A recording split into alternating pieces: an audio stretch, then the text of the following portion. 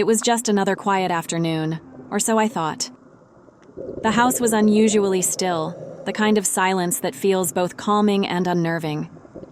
My husband had left early for a fishing trip with his friends, and the absence of his usual background noise made the space feel emptier than usual. I spent the morning cleaning, folding laundry, and trying to keep myself busy with little tasks that didn't require much thought. Upstairs, my 20-year-old stepson, Kyle, was in his room. The muffled hum of music filtered through the ceiling, a faint reminder that I wasn't completely alone. Kyle and I had always shared an easy, respectful dynamic. Though he wasn't my son by blood, we'd developed a bond over the years that felt familial, yet distinct. He had his father's sharp jawline and quiet intensity, but his own kindness and introspective nature made him stand out. He carried himself like a young man trying to find his place in the world, and I often found myself wishing I could help him more than I did. As I wiped down the kitchen counter for the third time, I realized how oddly restless I felt. Maybe it was the stillness of the house or the way the sunlight poured lazily through the windows, casting long shadows on the wooden floors. Whatever it was, I couldn't ignore the urge to move, to do something, anything, that would fill the empty spaces in my mind. I poured myself a glass of water and stood at the bottom of the staircase. Kyle's door was cracked open just enough to let the music seep through. I hesitated, wondering if I should disturb him or leave him be. But my curiosity, coupled with a desire to connect, nudged me forward. "Hey, Kyle," I called out as I ascended the stairs. "Everything okay up here?" The music didn't stop, but I heard a shuffle from inside his room. The faint sound of movement made me pause halfway up the stairs, uncertain if I should continue. But before I could second-guess myself, I stepped closer to his door, raising my hand to knock. And that's when I saw him. Through the narrow gap in the door, Kyle sat on the edge of his bed, his posture slightly slouched, his hands moving in a way that caught my breath. The realization hit me like a jolt. He wasn't just sitting there casually. He was occupied, his attention entirely absorbed in something deeply personal and private. I froze, my body betraying me as I stood rooted to the spot. My mind raced, telling me to turn around, to leave him to his privacy, to pretend I hadn't seen a thing. But something, maybe shock, maybe a strange sense of vulnerability, kept me there. Kyle's face was turned slightly away, his focus intent on what he was doing. The sunlight streaming through his window painted soft highlights on his profile, his expression relaxed yet focused. There was something achingly raw about it, a window into a side of him I'd never considered or even imagined. I felt my cheeks flush, a heat rising that had nothing to do with the warm afternoon. And then, he looked up. Our eyes met through the sliver of the open door, and the air between us shifted instantly.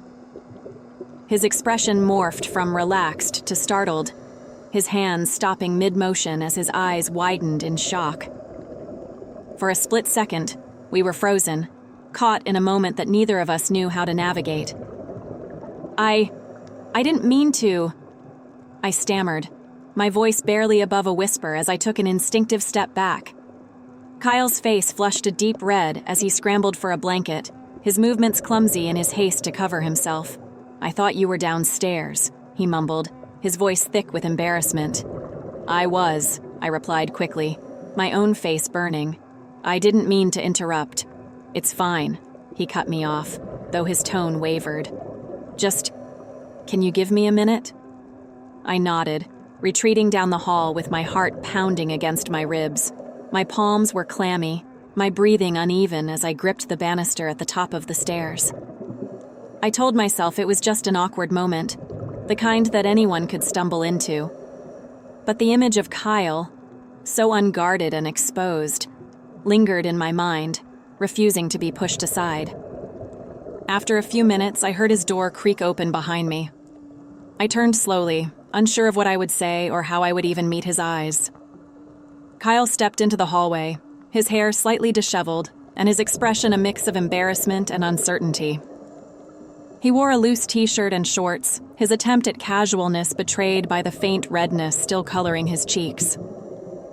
"I didn't mean for you to see that," he said, his voice low and hesitant as he leaned against the doorframe. "I shouldn't have barged in," I replied quickly, trying to ease his discomfort. "I wasn't thinking. I'm sorry." He shook his head, a small, self-conscious smile tugging at the corner of his lips. "I guess we're even now," he said, chuckling nervously. "Even?" I asked, tilting my head. "Last summer," he said, his eyes darting up to meet mine briefly before looking away again. "The bathroom. You forgot to lock the door." The memory flooded back with startling clarity, and my face flushed all over again. I had walked out of the shower, towel barely secured, only to find Kyle standing in the doorway, his eyes wide with shock. We'd laughed about it later, but the awkwardness had lingered for days. "I completely forgot about that," I admitted with a laugh, the tension in the air lifting slightly. "Well, now we're even," he said, his smile more genuine this time. The ease between us was surprising, even comforting. But beneath the surface, I felt the stirrings of something else. An unspoken shift had occurred, subtle but undeniable. And as Kyle leaned against the doorframe, his gaze meeting mine more steadily now, I couldn't help but wonder if he felt it too.